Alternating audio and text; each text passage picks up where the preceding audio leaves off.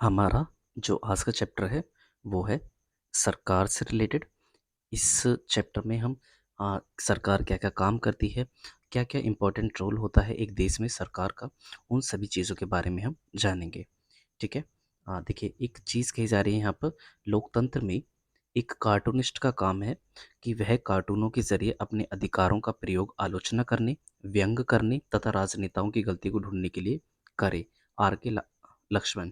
ठीक है। लोकतंत्र, अब डेमोक्रेसी तो आपको सभी को पता होगा। डेमोक्रेसी जहाँ पर जनता का शासन हो, उसमें क्या होता है, लोकतंत्र में क्या होता है, जनता अपने प्रतिनिधि का चुनाव करती है इलेक्शंस के थ्रू, और वो प्रतिनिधि जनता के बिहाफ पर डिसीजंस लेता है उनके लिए। ठीक है। तो यहाँ पर कहने का मतलब है कि लोगों के द्वारा जो शासन चलाया जाता है उसे ही लोकतंत्र कहा जाता है। ठीक है। एक होता है राजतंत्र। राजतंत्र की अगर हम बात करें तो राजतंत्र में क्या होता है, किसी राजा या रानी के हाथ में, ठीक है ना, एक वो जो सत्ता होती है। ठीक है। आगे चलते हैं। सरकार क्या है? हमारा जो थर्ड चैप्टर है वो है सरकार क्या है। ठीक है। आपने सरकार शब्द का जिक्र कई बार सुना होगा। इस पाठ में आप पढ़ेंगे कि यह पढ़ेंगे कि सरकार क्या है और यह हमारे जीवन में कितनी महत्वपूर्ण भूमिका निभाती है। सरकारें क्या करती हैं, वे निर्णय कैसे लेती हैं, अलग अलग तरह की सरकारों, जैसे लोकतांत्रिक सरकार व राजतंत्रीय सरकार के बीच क्या अंतर है, इस चैप्टर में आज हम पढ़ने वाले हैं। सरकार शब्द का जिक्र तो आपने कई बार सुना होगा। ठीक है ना। और आप सभी परिचित भी होंगे। कुछ लोग तो सरकार क्या होती है, सरकार मेनली दो तरह की होती है, एक तो लोकतांत्रिक सरकार और राजतांत्रिक सरकार। इस चैप्टर में हम जानने की कोशिश करेंगे कि सरकार जो है एक देश के संबंध में क्या क्या निर्णय लेती है, वो क्या क्या काम करती है जनता के लिए। ठीक है। और और वहीं पर बात करें उसकी क्या क्या इम्पोर्टेंट रोल्स होते हैं, और लोकतांत्रिक सरकार और राजतंत्रीय सरकार में क्या अंतर होता है, इन सभी चीज़ों के बारे में हम इस चैप्टर में पढ़ने वाले हैं। ठीक है। यहाँ पर ना कुछ हेडलाइंस दी हुई हैं सरकार के काम काजों के बारे में। जैसे कि आप पढ़ सकते हैं, सरकार से कामगारों के अधिकारों की रक्षा की मांग, बाढ़ पीड़ितों के लिए सरकार की ओर से राहत सामग्री, और भी कई ये हेडलाइंस हैं जो सरकार के बारे में दी गई हैं। ठीक है। शुरू करते हैं। अ, हर एक देश को विभिन्न निर्णय लेने एवं काम करने के लिए सरकार की ज़रूरत होती है। ये निर्णय कई विषयों से संबंधित हो सकते हैं। सड़कें और स्कूल कहाँ बनाए जाएं, बहुत ज़्यादा महंगाई हो जाने पर किसी चीज़ के दाम कैसे घटाया जाए, या बिजली की आपूर्ति को कैसे बढ़ाया जाए। सरकार कई सामाजिक मुद्दों पर भी कार्रवाई करती है। उदाहरण के लिए सरकार गरीबों की मदद करने के लिए कई कार्यक्रम चलाती है। इनके अलावा वह अन्य महत्वपूर्ण काम भी करती है, जैसे डाक एवं रेल सेवाएं चलाना। देखिए, सरकार के ना अलग अलग काम होते हैं। जैसे जो सरकार होती है, अलग अलग तरीके के एक देश को संभालने के लिए, और उस देश से रिलेटेड जो भी डिसीजंस लेने हैं, उसमें ना जो सरकार होती है वो बहुत ही इम्पोर्टेंट रोल प्ले करती है। ठीक है। उसमें एक देश में क्या क्या काम किए जाने हैं, किन किन चीज़ों को लेकर के कानून बनाना है, तो काफ़ी सारी चीज़ों को लेकर के काम करना होता है सरकार को। ठीक है ना। ये और वो अलग अलग तरीके के डिसीजंस भी लेती है, जैसे सड़कें कहाँ पर बनानी है, स्कूल कहाँ पर बनानी है, अगर किसी वस्तु का अगर प्राइस अगर ज़्यादा उठ जाता है, मतलब ज़्यादा बढ़ जाता है, तो उस वस्तु के प्राइस को कैसे घटाया जाए, या फिर बिजली की आपूर्ति को कैसे बढ़ाया जाए। ठीक है। तो ये काफ़ी सारे कार्य होते हैं जो सरकार के द्वारा किए जाते हैं एक देश में। ठीक है। वहीं पर बात करें तो कई सरकार सरकार जो है कई तरीके की सामाजिक मुद्दों पर भी कार्य करती है। ठीक है ना। तो काफ़ी सारी चीज़ों को लेकर के यहाँ पर सरकार के कामों के बारे में चर्चा की गई है। डाक व रेल सेवाएं आज भी, आ, आगे ना हम इस चैप्टर में काफ़ी सारी चीज़ों के बारे में पढ़ेंगे जिसमें सरकार के कार्यों की चर्चा होगी। ठीक है। देखिए, सरकार का काम देश की सीमाओं की सुरक्षा करना और दूसरे देशों से शांतिपूर्ण संबंध बनाए रखना भी है। उसकी जिम्मेदारी यह सुनिश्चित करना है कि देश के सभी नागरिकों को पर्याप्त भोजन और अच्छी स्वास्थ्य सुविधाएं मिले। जब प्राकृतिक विपदा घेरती है, जैसे सुनामी या भूकंप, तो मुख्य रूप से सरकार ही पीड़ित लोगों की सहायता करती है। अगर कहीं कोई विवाद होता है या कोई अपराध करता है, तो लोग न्यायालय जाते हैं तथा न्यायालय भी सरकार का ही अंग होती है। देखिए, इस चीज़ को समझने की कोशिश कीजिए। सरकार के तीन अंग होते हैं, विधायिका, कार्यपालिका और न्यायपालिका। ठीक है। ये सरकार के तीनों अंग हैं और ये तीनों जो हैं एक दूसरे के काम को स्वतंत्र रूप से करते हैं, ठीक है ना? और वहीं पर बात करें तो जो इन सभी अंगों के बारे में हम आगे चर्चा करेंगे, लेकिन जो फ़िलहाल चीज़ कही जा रही है सरकार के बारे में हम उसको पढ़ लेते हैं, ठीक है? सरकार का काम होता है जैसे देश की सीमाओं की सुरक्षा करना, ठीक है ना? और वहीं पर बात करें तो किस तरीके से इंटरनेशनल जो रिलेशंस हैं, जो दूसरे देशों के साथ जो संबंध है हमारे वो किस तरीके से बनाए रखे जाएँ, कैसे शांतिपूर्ण वो बनाए रहें, इन सभी चीज़ों के ऊपर भी जो डिसीज़न लेती है वो सरकार का काम ही होता है, ठीक है ना? कैसे नागरिकों को पर्याप्त भोजन मिले, कैसे अच्छी सुविधाएँ मिलें, ठीक है ना? और जब भी कोई भी देश में कोई प्राकृतिक विपदा आती है जैसे बाढ़ आ जाना किसी क्षेत्र में या फिर कोई भूकंप वगैरह आ जाना, तो इन सभी चीज़ों को जब अ अ, प्राकृतिक ये जो सभी विपदाएँ आती हैं, तो इन सभी से बचाव जनता का सरकार ही करती है, ठीक है ना? तो वहीं पर बात करें अगर कोई विवाद हो जाता है तो विवाद को निपटाने के लिए कहाँ पर जाते हैं लोग, न्यायालय जाते हैं और न्यायालय भी क्या है एक सरकार का ही अंग माना जाता है, ठीक है? जैसा कि मैंने आपको बताया कि सरकार के 3 अंग होते हैं विधायिका, कार्यपालिका और न्यायपालिका, ठीक है ना? इसको मैं अभी डिस्कस कर सकता हूँ लेकिन आप अच्छे से तभी समझ पाएँगे जब अलग-अलग तरीके से हम एक बेसिक वाइज़ चलें, ठीक है ना? तो उसके बारे में हम आगे ही चर्चा करेंगे क्योंकि सरकार के अंगों के बारे में आगे चैप्टर दिए हुए हैं, जिसमें हम अपनी आगे आने वाली सीरीज़ में हम उनको कवर करेंगे, ठीक है? चलिए आगे बढ़ते हैं। शायद आपको यह जानकर अचरज हो रहा होगा कि सरकार इतना सब कुछ कैसे कर पाती है और सरकार के लिए इन कामों को करना क्यों ज़रूरी है। जब लोग इकट्ठे रहते हैं और काम करते हैं तो कुछ हद तक एक व्यवस्था की ज़रूरत होती है जिससे आवश्यक निर्णय लिए जा सके। कुछ नियमों की ज़रूरत होती है जो सब पर लागू हों। उदाहरण के लिए संसाधनों के नियंत्रण और देश की सीमा की सुरक्षा की ज़रूरत होती है ताकि लोग सुरक्षित महसूस कर सकें। लोगों के लिए सरकार कई तरह के काम करती है, वह नियम बनाती है, निर्णय लेती है और अपनी सीमा में रहने वाले लोगों पर उन्हें लागू करती है। देखिए, यहाँ पर वही चीज़ें की जा रही हैं कि सरकार के ना अलग-अलग काम होते हैं, चाहे वो देश में कानून बनाना हो, चाहे वो प्राकृतिक विपदा से बचाना हो लोगों को या फिर उनके बारे में कोई सामाजिक मुद्दा अगर चल रहा है तो उसको निपटारा करना हो, अगर किसी चीज़ से रिलेटेड कोई जनता परेशान हो रही है तो उसका निपटारा करना हो, तो काफ़ी सारी चीज़ों के लिए को लेकर के यहाँ पर बात की है कि सरकार के डिफरेंट डिफरेंट काम होते हैं और उनके हाँ, उन कामों का निपटारा करने का काम कौन करता है? वो सरकार ही करती है। अगर कोई विवाद हो जाता है तो उससे रिलेटेड भी जो निर्णय हैं, जो डिसीज़न है वो भी सरकार के द्वारा ही किए जाते हैं। ठीक है ना? सरकार के एक अंग मतलब कि न्यायपालिका के द्वारा उन विवादों का निपटारा। ठीक है? वहीं पर हम बात करें इस जो सामने आप स्क्रीन पे देख पा रहे हैं, ये सुप्रीम कोर्ट ऑफ इंडिया है हमारी। ठीक है? कुछ उदाहरण जो सरकार के अंग हैं, सर्वोच्च न्यायालय, भारत पेट्रोलियम, भारतीय रेल, ये सभी सरकार के अंग माने जाते हैं। लेकिन हम अगर मुख्य अंगों की बात करें तो मुख्य 3 ही अंग हैं, विधायिका, कार्यपालिका और न्यायपालिका। ठीक है? सरकार के स्तर, अब ना हम स्तर जान लेते हैं सरकार के स्तर क्या-क्या होते हैं। अब आपको पता है कि सरकार कितनी सारी अलग-अलग चीज़ों के लिए ज़िम्मेदार है। ज़िम्मेदार होती है, चाहे वो इंटरनेशनल रिलेशन को लेकर के हो या फिर बॉर्डर पर हमारी सुरक्षा को लेकर के हो या फिर हमारे आपसी विवादों को लेकर के हो या फिर हमारे सड़क बनवाना हो, या फिर किसी प्रकार का कोई विवाद हो रहा है जैसे अगर कोई मंदिर बनवाना हो, हॉस्पिटल बनाना हो, तो इन सभी चीज़ों पर जो डिसीज़न लेने का काम करती है वो सरकार ही करती है और सरकार के एक काम नहीं होते, वो डिफरेंट डिफरेंट तरीके के काम करती है और जनता के हित में वो कार्य करती है। ठीक है? आप सबको पता है कि सरकार कितनी सारी अलग-अलग चीज़ों के लिए ज़िम्मेदार है। तो क्या आप सोच सकते हैं कि सरकार ये सारे इंतज़ाम कैसे करती होगी? दरअसल सरकार अलग-अलग स्तरों पर काम करती है, स्थानीय स्तर पर, राज्य के स्तर पर एवं राष्ट्रीय स्तर पर। देखिए, भारत में जो सरकार होती है वो 3 स्तर पर होती है। एक होती है राष्ट्रीय स्तर पर, ठीक है? दूसरी बात करें हम तो राज्य स्तर पर और वहीं पर बात करें हम तीसरी तो तीसरी होती है स्थानीय स्तर पर। स्थानीय स्तर की सरकार की अगर हम बात करें तो ये आपके गाँव, मोहल्ला या फिर शहर से रिलेटेड हो सकती है और वहीं पर बात करें हम राज्य स्तर की तो राज्य स्तर का मतलब होता है कि किसी एक पर्टिकुलर स्टेट के लिए जो सरकार होती है उसे राज्य स्तर की सरकार कहा जाता है। जैसे कोई पर्टिकुलर स्टेट हो सकता है जैसे असम हो गया, ठीक है? उत्तर प्रदेश हो गया, उत्तर प्रदेश की अलग सरकार, मध्य प्रदेश की अलग सरकार या फिर वहीं पर बात करें हम बिहार की अलग सरकार। तो अलग-अलग जो स्टेट्स हैं हमारे इंडिया में उनकी एक एक अलग-अलग सरकार होती है हर एक राज्य में। ठीक है ना? उसे ही राज्य स्तर की सरकार कहा जाता है और एक एक सरकार होती है राष्ट्रीय स्तर पर, ठीक है ना? तो ये जो भारत में सरकार होती है, वो उनका 3 स्तर होता है, ठीक है ना? भारत में सरकार के 3 स्तर होते हैं, राष्ट्रीय स्तर पर, और वहीं पर बात करें दूसरी, तो दूसरी होती है राज्य स्तर की सरकार। अगर हम तीसरी की बात करें तो तीसरी होती है स्थानीय स्तर की सरकार। ठीक है।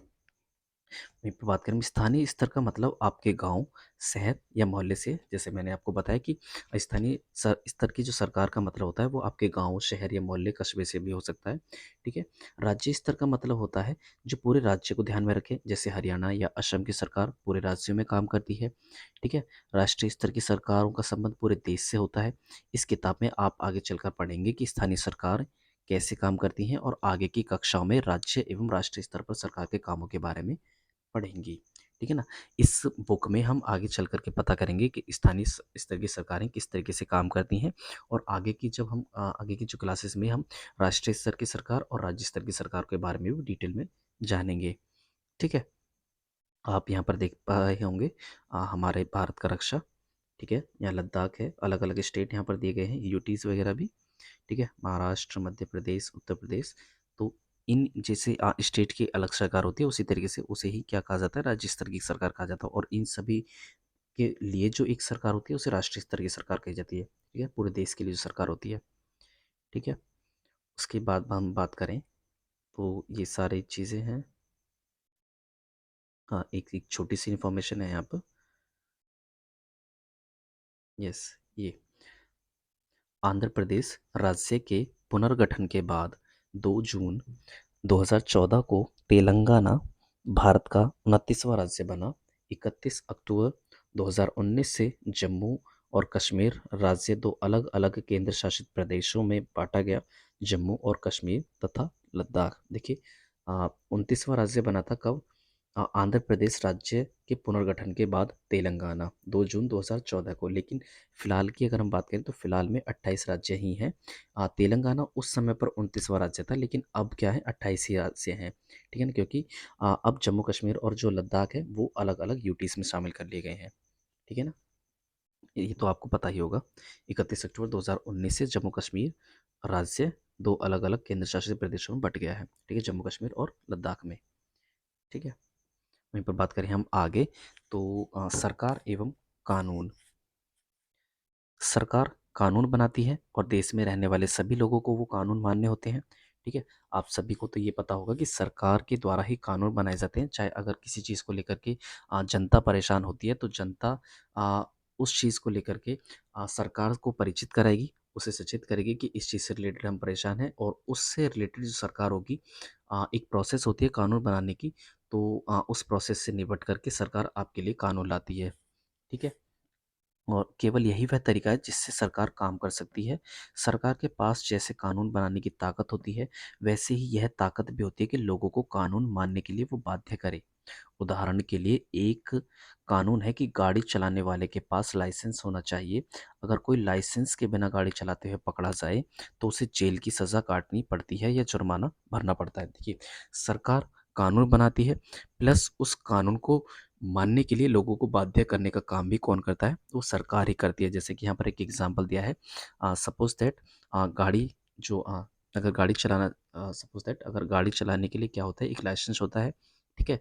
तो लाइसेंस होता है, ये एक कानून है कि सभी को गाड़ी चलाने के लिए लाइसेंस की ज़रूरत होती है। और वहीं पर हम बात करें तो आप सभी को अगर गाड़ी चलाना है, गाड़ी चलाने के लिए लाइसेंस लेना होगा। अगर आप लाइसेंस के बिना गाड़ी चलाते हैं तो उससे आपका चालान कटेगा, और इस चीज़ को मानने के लिए सरकार आपको बाध्य करेगी। ठीक है ना। सज़ा भी काटनी पड़ सकती है और उसके लिए आपको जुर्माना देना पड़ सकता है। ठीक है, जैसे कि चालान के तौर पर।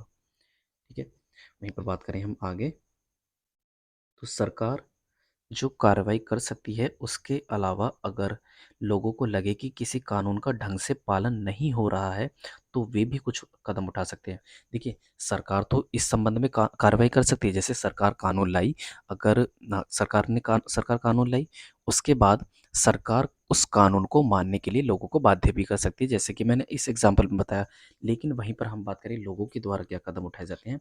अगर लोगों को लगता है कि किसी कानून का, अगर हमारे संविधान में जो भी कानून है, उन कानूनों का अगर ढंग से पालन नहीं हो रहा है, तो उस संबंध में जो जनता है वो भी कुछ कदम उठा सकती है। जैसे उदाहरण के तौर पर हम पढ़ते हैं यहाँ पर, उदाहरण के लिए अगर किसी व्यक्ति को यह लगे कि उसको उसके धर्म या उसकी जाति के कारण उससे किसी नौकरी में नहीं लिया गया तो वे न्यायालय जा सकती है और ये दावा कर सकती है कि कानून का पालन नहीं हो रहा, तब न्यायालय आदेश देगा कि क्या कदम उठाने की ज़रूरत है।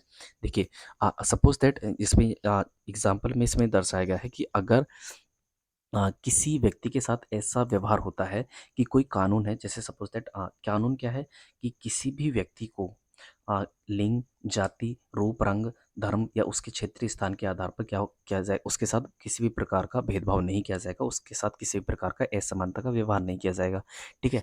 अगर किसी जगह पर उसके साथ किसी चीज़ को लेकर के, चाहे उसके रूप, रंग, जाति, लिंग, धर्म, क्षेत्रीयता के आधार पर अगर उसके साथ किसी भी तरीके का असमानता का व्यवहार होता है, तो वो न्यायालय की शरण में जा सकता है और वो कह सकता है कि कानून का उल्लंघन हो रहा है, और ऐसे में न्यायालय आदेश दे सकता है कि उस कानून का पालन किया जाए और उससे जो असमानता का व्यवहार उस व्यक्ति के साथ किया जा रहा है उससे उसकी रक्षा की जाए। ठीक है? तो यही चीज़ है, सरकार भी कदम उठा सकती है और अगर लोगों को लगे कि किसी कानून का पालन नहीं हो रहा है, तो इस संबंध में लोगों के द्वारा भी कदम उठाए जा सकते हैं उस कानून को पालन कराने के लिए, ठीक है ना?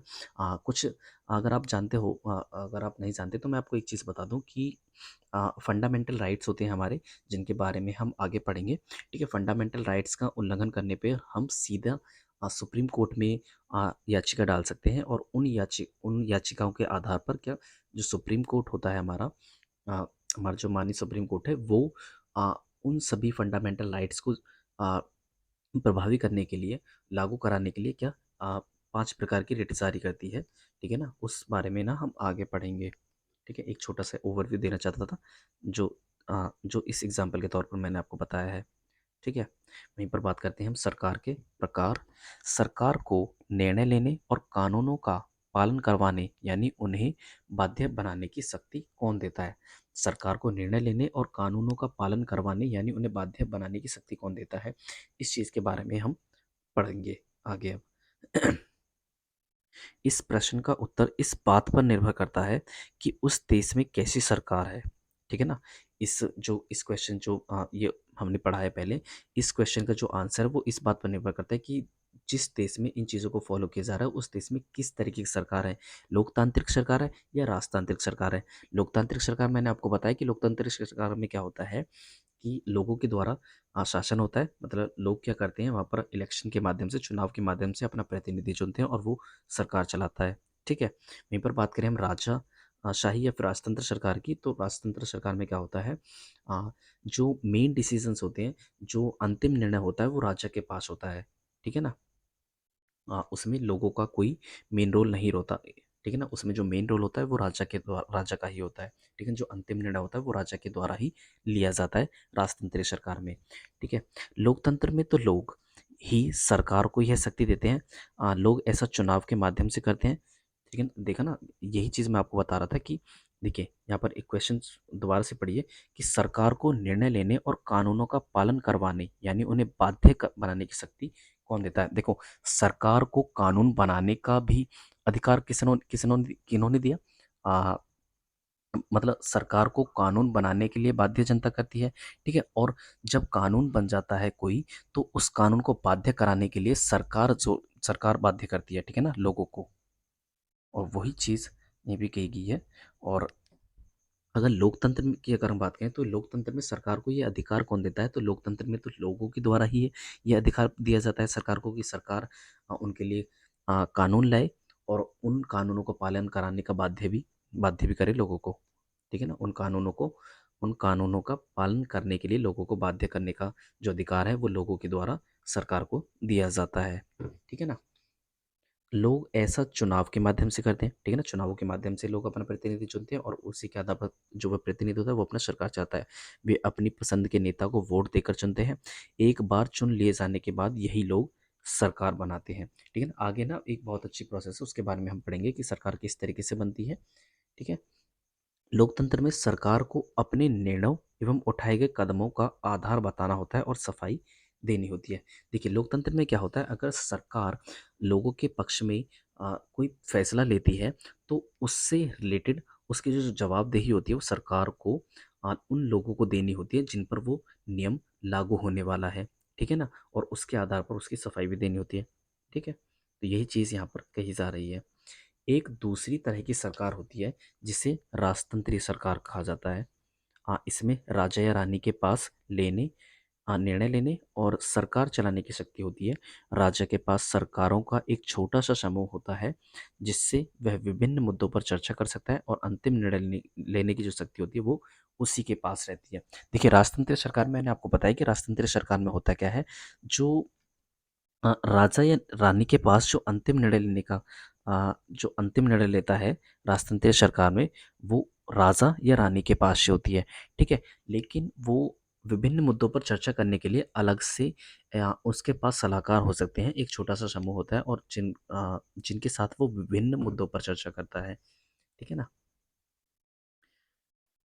उसके बाद हम बात करें तो देखिए, कुछ चीज़ें हैं यहाँ पर पढ़ लेते हैं इनको। लोकतंत्र में लोगों की भागीदारी उन निर्णयों को लेने में महत्वपूर्ण है जो उनको प्रभावित करते हैं। क्या आप इससे सहमत हैं? अपने जवाब के 2 कारण लिखिए, इसमें आप बता सकते हैं। ठीक है, आपके यहाँ जिस प्रकार की शासन व्यवस्था है, उसके स्थान पर आप कैसी शासन व्यवस्था चाहेंगे और क्यों? ये इस पर ना आप अपने पॉइंट ऑफ व्यू रख सकते हैं। ठीक है, नीचे दिए गए कथनों में जो गलतियाँ हैं उन्हें सुधार कर लिखिए। राजतंत्र में ये तो कुछ गलतियों से रिलेटेड ये क्वेश्चन किए गए हैं, लेकिन इन पर आपका पॉइंट ऑफ व्यू मांगा गया है। ठीक है ना, आप कमेंट बॉक्स में इसको दे सकते हैं। ठीक है, देखिए, लोकतंत्र के समान राजतंत्र में राजा या रानी को अपने निर्णयों के आधार नहीं बताने पड़ते और न ही अपने निर्णयों की सफाई देनी पड़ती है। देखिए, दो एक इम्पॉर्टेंट डिफरेंस है लोकतंत्र और राजतंत्र में। देखिए, लोकतंत्र में क्या होता है, अगर सरकार के द्वारा कोई निर्णय लिया जाता है तो उसकी जवाबदेही जनता को देनी पड़ती है। ठीक है, वो क्यों लिया गया, कैसे लिया गया, इन सभी चीज़ों के बारे में। ठीक है, लेकिन अगर हम वहीं पर बात करें राजतंत्रीय सरकार की, तो राजतंत्रीय सरकार का ये होता है कि उसमें जो अंतिम निर्णय लेने का जो अधिकार होता है वो राजा या रानी के पास से होता है। ठीक है, और वहीं पर बात करें हम तो अंतिम निर्णय राजा या रानी के पास होता है, लेकिन उस निर्णय की जवाबदेही राजा या रानी उस जनता को नहीं देती है। उसका और जवाबदेही नहीं मांग सकते, उसका जो जनता होती है उस निर्णय से संबंधित जो जवाबदेही है वो राजा या रानी से नहीं मांग सकते। ठीक है ना, तो ये चीज़ है लोकतंत्र और राजतंत्र में डिफरेंस। ठीक है, लोकतांत्रिक सरकार के बारे में पढ़ लेते हैं। भारत एक लोकतांत्रिक देश है। ठीक है ना, भारत एक लोकतांत्रिक देश है ना, क्योंकि यहाँ पर लोगों के द्वारा शासन होता है, मतलब कि लोगों के द्वारा अपने प्रतिनिधि चुनने जाते हैं और वो सरकार को चलाते हैं। ठीक है ना, इस लोकतांत्रिक व्यवस्था को पाने के लिए हमने लंबी लड़ाई लड़ी है। संसार में और भी कई देश हैं जहां लोगों ने लोकतंत्र लाने के लिए संघर्ष किए। ऊपर बताया जा चुका है कि लोकतंत्र की मुख्य बात यह है कि लोगों के पास अपने नेता चुनने की शक्ति होती है। इसलिए एक अर्थ में लोकतंत्र लोगों का ही शासन होता है। ठीक है ना, तो यहाँ पर यही चीज़ें हैं जो मैंने आपको पहले बताई है कि जो लोकतंत्र एक सरकार की अगर हम बात करें, भारत एक लोकतांत्रिक देश है। ठीक है, और ऐसा नहीं था कि भारत हमेशा से ही लोकतांत्रिक था। इसको लाने के लिए हमने काफ़ी ज़्यादा संघर्ष किए हैं। ठीक है, तब जा कर के भारत एक लोकतांत्रिक देश बन पाया है। ठीक है ना, लोकतंत्र मतलब कि लोगों के द्वारा शासन। ठीक है, लोकतंत्र में मूलभूत विचार यह है कि लोग नियमों को बनाने में भागीदार बनकर खुद ही शासन करें। आज के समय में लोकतांत्रिक सरकार को प्राय प्रतिनिधि लोकतंत्र कहते हैं। ठीक है ना, देखिए, लोकतंत्र का मूलभूत विचार यह है कि लोग नियमों को बनाने में भागीदार बनकर खुद ही शासन करें। देखिए, कितनी अच्छी एक कितनी गहरी लाइन है लोकतंत्र के बारे में। है क्या लोकतंत्र में क्या होता है, लोगों के द्वारा अगर किसी ज़रूरत को लेकर के कोई कानून बनाने की ज़रूरत पड़ती है तो उससे रिलेटेड आवाज़ उठाते हैं लोग। ठीक है, और फिर उस चीज़ से रिलेटेड वो सरकार के द्वारा कानून बनाया जाता है। ठीक है, लोगों के द्वारा किसी चीज़ को लेकर के आवाज़ उठाई गई कानून बनाने के लिए, और सरकार द्वारा उस चीज़ से रिलेटेड कानून बना दिया गया। ठीक है, और उस कानून को पालन कराने का सरकार को अधिकार होता है, मतलब कि सरकार बाध्य करेगी उन लोगों को। ठीक है, अगर लोगों को लगता है कि किसी चीज़ से संबंधित उनके कानूनों का मतलब कानूनों का पालन नहीं हो रहा है, तो उस संबंध में भी वो सरकार को सचेत कर सकते हैं। ठीक है ना, तो यही चीज़ है कि लोकतंत्र मतलब लोग सरकार बनाएं और खुद ही मतलब लोग सरकार बना करके, लोग शासन बना करके, लोग कानून बनाकर खुद ही अपने आप पर शासन करें। ठीक है ना, तो यही क्या है, लोकतंत्र है। प्रतिनिधि लोकतंत्र में लोग, इसे क्या कहा जाता है, लोकतांत्रिक सरकार को प्राय प्रतिनिधि लोकतंत्र भी कहा जाता है। प्रतिनिधि लोकतंत्र क्यों, क्योंकि लोकतंत्र में क्या होता है, वही चीज़ मैं आपको बता रहा हूँ, दोबारा रिपीट कर रहा हूँ कि लोकतंत्र में लोगों के द्वारा शासन होता है। मतलब कि लोग इसमें अपना प्रतिनिधि चुनते हैं चुनाव के माध्यम से, और वो प्रतिनिधि सरकार चलाता है, ठीक है ना। इसलिए इसे प्रतिनिधि लोकतंत्र भी कहा जाता है, ठीक है। प्रतिनिधि लोकतंत्र में लोग सीधे भाग नहीं लेते, ठीक है ना, बल्कि चुनाव की प्रक्रिया के द्वारा अपने प्रतिनिधि को चुनते हैं। ये प्रतिनिधि मिलकर सारी जनता के लिए निर्णय लेते हैं। आजकल कोई भी सरकार अपने आप को तब तक लोकतांत्रिक नहीं कह सकती जब तक वह देश के सभी वयस्क नागरिकों को वोट देने का अधिकार ना दे। देखिए, लोकतंत्र के बारे में तो वही चीज़ बताई गई है कि लोकतंत्र में क्या होता है, लोग अपना प्रतिनिधि चुनते हैं और वो प्रतिनिधि मिलकर सारी जनता के लिए निर्णय लेता है, ठीक है। और आजकल कोई भी सरकार अपने आप को लोकतांत्रिक तब तक नहीं कह सकती जब तक वो अपने देश के सभी वयस्क, मतलब वयस्क कहने का मतलब है कि जिनकी एज 18 वर्ष या उससे अधिक हो चुकी है, उन्हें वयस्क कहा जाता है, उनको वोट देने का अधिकार नहीं दे देती, तब तक वो अपने आप को लोकतांत्रिक नहीं कह सकती। लोकतांत्रिक सरकार मतलब जहाँ पर सार्वभौमिक वयस्क मताधिकार का प्रणाली अपनाई जाती हो। अब सार्वभौमिक वयस्क मताधिकार क्या है? सार्वभौमिक वयस्क मताधिकार है जिसको हम आगे पढ़ेंगे। मैं आपको छोटा सा ओवरव्यू दे देता हूँ।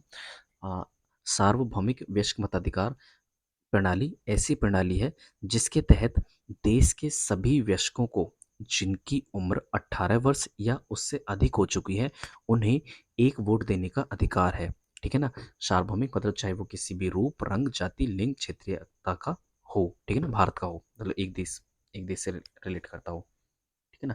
लेकिन हमेशा ऐसा नहीं था। क्या आप विश्वास कर सकते हैं कि एक समय ऐसा था जब लोकतांत्रिक सरकारें औरतों और गरीबों को चुनाव में भाग नहीं लेने देती थी? हमेशा से ही ऐसा नहीं था कि जो लोकतांत्रिक सरकार, मतलब लोकतांत्रिक सरकार इज इक्वल टू कि सभी वयस्क जो है वोट देने का अधिकार है। नहीं, ऐसा नहीं था कि पहले क्या था, सरकारें जो होती थी, लोकतांत्रिक सरकारें औरतों और गरीबों को चुनाव में हिस्सा नहीं लेने देती थी, उनको वोट डालने का अधिकार नहीं था, ठीक है ना। अपने शुरुआती दौर में सरकारें केवल उन्हीं पुरुषों को वोट देने देती थी जो पढ़े लिखे थे, जिनके पास अपनी संपत्ति थी, जिनके पास, सॉरी एक सेकेंड, जिनके पास संपत्ति हुआ करती थी। मतलब कि पहले क्या था, लोकतांत्रिक सरकारें तो थी, बट लोकतांत्रिक सरकारों को उन्होंने इस चीज़ से जोड़ रखा था कि केवल अमीर व्यक्ति ही वोट देंगे, पढ़े लिखे व्यक्ति ही वोट देंगे, और जिनके पास अपनी संपत्ति है वो ही वोट देंगे। लेकिन आज लोकतांत्रिक सरकार का जो अर्थ है वो बदल चुका है। लोकतांत्रिक सरकार मतलब कि सार्वभौमिक वयस्क मताधिकार। सार्वभौमिक वयस्क मताधिकार मतलब कि सभी वयस्क व्यक्तियों को वोट डालने का, एक वोट डालने का अधिकार, चाहे वो किसी भी रूप, रंग, जाति, लिंग, धर्म का आदमी हो, ठीक है ना। तो यही चीज़ है कि औरतों, गरीबों और अशिक्षितों को वोट देने का अधिकार नहीं था। ऐसी स्थिति में देश उन्हीं नियमों के सहारे चलते थे जो ये गिने चुने पुरुष बनाते थे। देखिए, पहले क्या था, ना तो औरतों को वोट डालने का अधिकार था, ना ही गरीबों को और ना ही अशिक्षितों को, ठीक है ना। तो क्या होता था, पहले कुछ ही चुनिंदा लोग ही सरकार चलाया करते थे, और और वो सरकार इन्हीं गिनी चुने हुए पुरुषों पर ध्यान दिया करती थी। उन गरीबों को लेकर के कोई भी अधिकार, कोई भी कानून नहीं लाया जाता था, ठीक है ना। तो और उसके बाद क्या हुआ, इनके द्वारा संघर्ष किया गया, गरीबों के द्वारा, औरतों के द्वारा वोट डालने के अधिकार को लेकर के। फिर उसके बाद उनके संघर्ष का परिणाम यह हुआ कि लोकतांत्रिक सरकार में एक सार्वभौमिक वयस्क मताधिकार की प्रणाली अपनाई गई, जिसके तहत सभी वयस्कों को वोट डालने का अधिकार प्राप्त हुआ। एक वोट, एक व्यक्ति, ठीक है। वहीं पर बात करें हम, भारत में आज़ादी से पहले बहुत ही कम लोगों को वोट डालने का अधिकार था। यही चीज़ मैंने आपको बताई अभी। इसलिए जनता ने संगठित होकर इस अधिकार की मांग की। गांधी जी समेत कई नेताओं ने इस अन्यायपूर्ण व्यवहार का विरोध किया। उन्होंने भी जोर शोर से ये मांग उठाई। 1931 में यंग इंडिया पत्रिका में लिखते हुए गांधी जी ने कहा था, मैं यह विचार सहन नहीं कर सकता कि जिस आदमी के पास संपत्ति है वो वोट दे सकता है, लेकिन वह आदमी जिसके पास चरित्र है पर संपत्ति या शिक्षा नहीं, वह वोट नहीं दे सकता। जो दिन भर अपना पसीना बहाकर ईमानदारी से काम करता है, वह वोट नहीं दे सकता, क्योंकि उसने गरीब आदमी होने का गुनाह किया है। ये गांधी जी का एक विचार है जो यंग इंडिया पत्रिका में उन्होंने लिखा था। वो ये कहते हैं कि मैं ये विचार सहन नहीं कर सकता कि जिस आदमी के पास संपत्ति है वो वोट दे सकता है, लेकिन वह आदमी जिसके पास चरित्र है पर संपत्ति या शिक्षा नहीं, वह वोट नहीं डाल सकता। जो दिन भर अपना पसीना बहाकर ईमानदारी से काम करता है, वह वोट नहीं दे सकता। तो इन सभी लोगों ने, अलग अलग नेताओं ने इस चीज़ को लेकर के विरोध किया और एक ऐसी प्रणाली लाए जिसके तहत सभी वयस्क व्यक्ति को, चाहे वो किसी भी धर्म से बिलोंग करता हो, किसी भी जाति से बिलोंग करता हो, किसी भी इकोनॉमिकल बैकग्राउंड से आता हो, किसी भी सोशल बैकग्राउंड से आता हो, सभी को सार्वभौमिक वयस्क मताधिकार के तहत जब वो व्यक्ति वयस्क हो जाएगा, मतलब कि 18 एज का हो जाएगा या फिर 18 प्लस हो जाएगा, तो उसे एक वोट डालने का अधिकार होगा। ठीक है ना? और इस चीज़ को लेकर के अलग अलग तरीके से संघर्ष किए गए, कई नेता इसके लिए उभरे थे, और कई औरतों ने, ठीक है ना, महिला आंदोलन किए थे, काफ़ी सारी चीज़ें हुई थी जिसको लेकर के इस प्रणाली को बदला गया था। ठीक है, वहीं पर बात करें हम आगे, तो ये चैप्टर तो खत्म हो गया, बस थोड़ा सा ये बचा है, ये पार्ट बचा है, इसको पढ़ लेते हैं। संसार में कहीं भी सरकारों ने स्वेच्छा से अपनी शक्ति लोगों के साथ नहीं बांटी। पूरे यूरोप और अमेरिका में महिलाओं और गरीबों को सरकार के कार्य में भागीदारी के लिए संघर्ष करना पड़ा। देखिए क्या हुआ, संसार में कहीं भी, चाहे वो कोई भी देश हो, संसार की बात हो रही है, मतलब कि ना कि केवल भारत देश की ही, पूरे संसार में सरकारों ने अपनी इच्छा से अपनी शक्तियाँ नहीं बांटी थी। ठीक है ना? अगर आप देखोगे तो यूरोप और अमेरिका में भी क्या था, पहले महिलाओं और गरीबों को वोट देने का अधिकार नहीं था। ठीक है ना? तो इन्होंने भी वोट डालने के अधिकार को लेकर के संघर्ष किया, चाहे वो महिलाएं हों या फिर गरीब हों या फिर गरीब तबके के लोग हों या फिर किसी भी इकोनॉमिकल बैकग्राउंड को लेकर के आने वाले हों। ठीक है ना? इन्होंने भी इस चीज़ को लेने के लिए संघर्ष किया था। ठीक है, वहीं पर बात करें हम महिलाओं द्वारा मताधिकार के लिए संघर्ष किए गए संघर्ष ने प्रथम विश्व युद्ध के दौरान और मजबूती पकड़ी। इस आंदोलन को महिला मताधिकार आंदोलन कहते हैं। ठीक है, और अंग्रेजी में इसे सरफ्रेज मूवमेंट कहा जाता है। सरफ्रेज का मतलब होता है वोट देने का अधिकार, ये इंपॉर्टेंट चीज़ है, याद रखना। सरफ्रेज मूवमेंट मतलब कि महिलाओं को मताधिकार दिलाने से संबंधित आंदोलन है, और इसे सरफ्रेज मूवमेंट कहा जाता है। सरफ्रेज का मतलब होता है कि वोट देने का अधिकार। ठीक है, युद्ध के दौरान बहुत से पुरुष लड़ाई में थे, इसलिए महिलाओं को उन कामों को करने के लिए बुलाया गया जो पहले पुरुषों के काम माने जाते थे। जब महिलाओं ने विभिन्न प्रकार के काम और उनकी व्यवस्था करना शुरू किया, तो लोगों को यह देखकर बड़ा आश्चर्य हुआ कि उन्होंने महिलाओं और उनकी क्षमताओं के बारे में क्यों इतनी गलत रूढ़िबद्ध धारणाएं बना रखी थी कि महिलाएं ये काम नहीं कर सकती। इस तरह महिलाओं को निर्णय लेने में समान रूप से योग्य माना जाने लगा। महिला मताधिकार आंदोलनों की साथियों ने सभी महिलाओं के लिए वोट देने का अधिकार की मांग की, उनकी आवाज़ सुनी जाए। इसलिए उन्होंने जगह-जगह पर अपने आप को लोहे की जंजीरों में बांधकर प्रदर्शन किया। उनमें से कई क्रांतिकारी महिला जेल भी गईं और भूख हड़ताल पर भी बैठी। देखिए कितना संघर्ष था महिलाओं के द्वारा जो किया गया था, वो मात्र एक वोट डालने के अधिकार को लेकर के। ठीक है ना? जैसा कि आप देखते हैं ना कि आज हम वोट की कीमत को कितना कम करते जा रहे हैं। काफ़ी लोग ऐसे हैं जो वोट डालने नहीं जाते हैं, लेकिन वोट की कीमत को अगर आप समझो डीपली, तो इसकी बहुत बड़ी कीमत होती है। ठीक है ना? इसको ये आपको नेचुरली मतलब स्वाभाविक रूप से नहीं मिली है। इसका आपको अच्छे से प्रयोग करना है। ये आपको डिसाइड करती है कि जो आपको आगे आने वाले जो ईयर्स हैं, जो आपका जो भविष्य होने वाला है, वो उसको तय करती है कहीं न कहीं। ठीक है ना? और इस चीज़ को लेकर के जिस तरीके से हम सोचते हैं ना कि हमें ये फ्री से में मिल गया है, ये ऐसा नहीं है। इसके लिए महिलाओं ने, अलग-अलग लोगों ने इसके लिए काफ़ी तरीके से संघर्ष किए हैं, और उन संघर्षों को अगर आप देखोगे तो आपको पता लग जाएगी कि एक वोट की कीमत क्या होती है। ठीक है? ये इस चीज़ों देखिए आप सामने देख पा रहे हैं ना कि लोगों ने अलग-अलग तरीके से यहाँ पर प्रदर्शन किया। वहीं पर बात करें महिलाओं की, तो महिलाओं ने अपने आप को जंजीरों से बाँधकर प्रदर्शन किया। जो ये दर्शा रही थी कि मतलब जंजीरों से बाँधना का मतलब यही है ना कि हम केवल पुरुषों के ही अधीन हैं। हमको जकड़ के रखा जा रहा है। हम केवल पुरुषों के अधीन में रहकर ही काम कर सकते हैं। तो इस चीज़ को लेकर के उन्होंने जब माँग उठाई कि हमें उनके अधीन नहीं, हमें भी एक वोट देने का अधिकार हो, हम भी अपने निर्णयों को, हम मतलब हमारे लिए जो निर्णय ले जाते हैं, हम उनमें भागीदारी निभाएँ, इसलिए हमें वोट देने का अधिकार दिया जाए। इस चीज़ को लेकर के उन्होंने अलग-अलग तरीके से उन्होंने प्रदर्शन किए, चाहे वो जंजीरों में बंद कर हों या फिर अलग तरीके से हों। ठीक है ना? तो उन सभी चीज़ों के ऊपर यहाँ पर बात की गई है। अमेरिका में औरतों को वोट देने का अधिकार 1920 में मिला, जबकि इंग्लैंड की औरतों को यह अधिकार कुछ सालों बाद 1928 में मिला। ठीक है ना? ये चीज़ आपको याद रखनी है। अमेरिका में औरतों को वोट देने का जो अधिकार था वो 1920 में मिला था, और वहीं पर बात करें हम इंग्लैंड में, तो इंग्लैंड में ये 1920 में मिला था। ठीक है? तो ये हमारा चैप्टर हो गया आज खत्म। ठीक है? इस चैप्टर में हमने जाना कि सरकार क्या होती है, सरकार निर्णय कैसे लेती है, क्या क्या काम करती है, सरकार के क्या काम होते हैं, ठीक है ना। कानून के बारे में हमने जाना, लोकतांत्रिक सरकार क्या होती है, राजतांत्रिक सरकार क्या होती है, उन सभी चीज़ों के बारे में जाना। वोट की क्या कीमत होती है, उन सभी चीज़ों के बारे में हमने जाना, ठीक है ना। तो यही हमारी आज की वीडियो है। आई होप आपको पसंद आई होगी। अगर पसंद आई तो प्लीज़ वीडियो को लाइक और अपने दोस्तों तक शेयर कर दीजिएगा जो किसी भी एग्ज़ाम की तैयारी करता हो, ठीक है ना। और ठीक है, अगर वीडियो पसंद आई तो प्लीज़ वीडियो को लाइक शेयर और हमारे चैनल को सब्सक्राइब कर लीजिए ताकि जो हमारी आने वाली वीडियो के अपडेट्स हैं उनको आप आसानी से देख सकें। तो चलिए दोस्तों, थैंक्स फॉर वॉचिंग।